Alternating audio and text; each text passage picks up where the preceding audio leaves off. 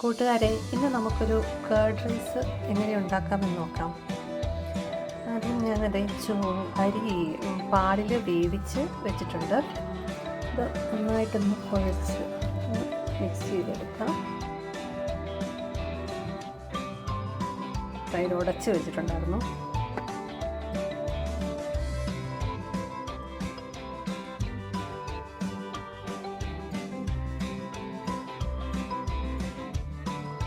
ഇതിലേക്ക് കുറച്ച് ഉപ്പ് നമുക്ക് ഇടാവേ. ഇതിൻ്റെ കൂടെ കുറച്ച് മല്ലിയിലയും കറിവേപ്പിലയും കൂടെ അരിഞ്ഞതാണ്. അതും കൂടെ ഇട്ട് നമ്മൾ ഇത് മിക്സ് ചെയ്യുന്നു. നമുക്ക് കേർഡ് റൈസിന് വേണ്ടിയിട്ട് താളിപ്പ് ഉണ്ടാക്കാവേ. കുറച്ച് നെയ്യ് ആഡ് ചെയ്യുന്നു.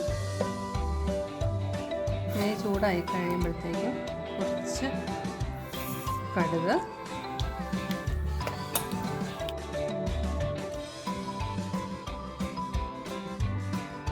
കടുക് പൊട്ടി കഴിയുമ്പോഴത്തേക്കും ഇത്തിരി ഉഴുന്ന് പരിപ്പ്,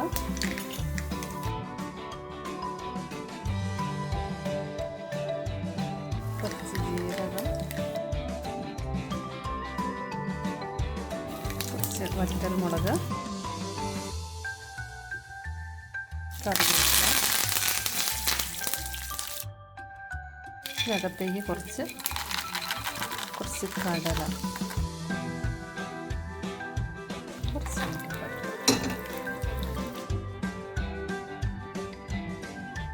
പച്ചമുളകും ഇഞ്ചിയും അടിയാൻ മറന്നുപോയി ആദ്യം, അതുകൂടി അതിനകത്തേക്ക് ആഡ് ചെയ്യും. ഇതിനകത്തേക്ക് ഒരു നുള്ളി കായവും കൂടി ഇട്ടിട്ടുണ്ട്. അങ്ങനെ നമ്മുടെ വറവ് സെറ്റായിട്ടുണ്ട്. ഇനി അത് നമുക്ക് ആ കേർഡ് റൈസിനകത്തേക്ക് ഞാൻ ആ വറവ് ഇട്ടു.